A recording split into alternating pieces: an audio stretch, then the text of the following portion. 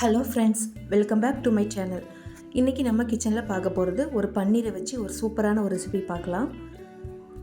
பன்னீர் வச்சு நம்ம இன்றைக்கி பன்னீர் டிக்கா எப்படி செய்கிறதுன்னு பார்க்கலாம். அதுக்கு நமக்கு அவன் எதுவுமே தேவையில்லை. நார்மலாக நம்ம பேன்லேயே நம்ம செஞ்சு எடுத்துடலாம். செய்கிறது ரொம்ப ஈஸி தான். 10 நிமிஷத்தில் ரெடி பண்ணிடலாம் நம்ம இதை. வாங்க இப்போ இந்த பன்னீர் டிக்கா எப்படி செய்கிறதுன்னு பார்க்கலாம். அதுக்கு முதல்ல ஃபஸ்ட்டு ஒரு அரை கப் அளவுக்கு நீங்கள் கெட்டியான தயிர் எடுத்துக்கோங்க. ரொம்ப புளிப்பு இல்லாத தயிராக பார்த்து எடுத்துக்கோங்க. இப்போ இது கூட 2 ஸ்பூன் அளவுக்கு காஷ்மீர் ரெட் சில்லி பவுடர் சேர்த்துக்கோங்க. இது அவ்வளோவா காரமாக இருக்காது, அதனால் 2 ஸ்பூன் சேர்த்துருக்கேன்.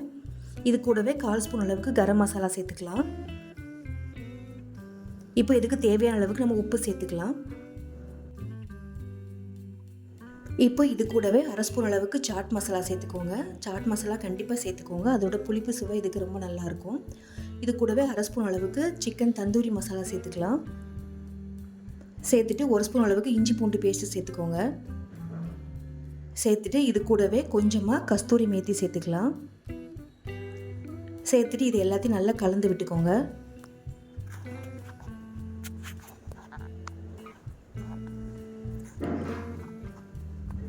இப்போ இது கூட நீங்கள் தண்ணி எதுவும் சேர்க்க தேவையில்லை, நம்ம தயிர் சேர்த்துருக்கோம், அதுவே நமக்கு போதும்.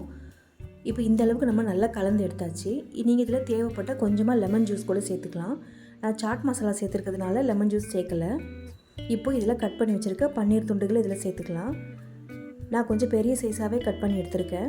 ஏன்னா நம்ம ஃப்ரை பண்ணும்போது கொஞ்சம் பெரிய சைஸாக இருந்தால் தான் ஃப்ரை பண்ணுறதுக்கு நல்லாயிருக்கும். இப்போ இது எல்லாத்தையும் நல்லா கலந்து விட்டுக்கோங்க. கொஞ்சம் பொறுமையாக கலந்து விடுங்க, இல்லைன்னா பன்னீர் ரொம்ப உடஞ்சி போயிடும்.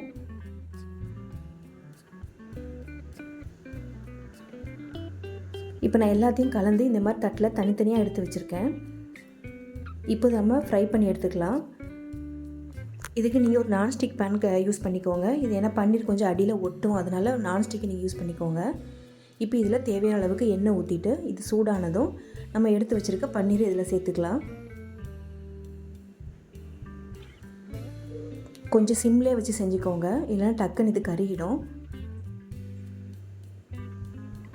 இப்போ 2 நிமிஷம் மட்டும் நல்லா வெந்து வரட்டும். இப்போ பாருங்கள், ஒரு 2 நிமிஷம் ஆயிடுச்சு. இப்போ இதை திருப்பி விட்டுக்கலாம்.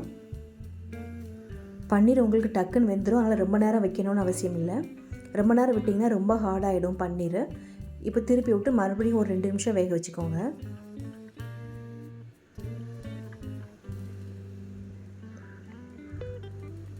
இப்போ பாருங்கள், பன்னீர் நல்லா ரெடியாகி வந்துடுச்சு. நமக்கு இந்த அளவுக்கு நல்லா ஃப்ரை ஆகி வந்துடுச்சு. அவ்வளோதான், இப்போ நம்ம எடுத்துடலாம்.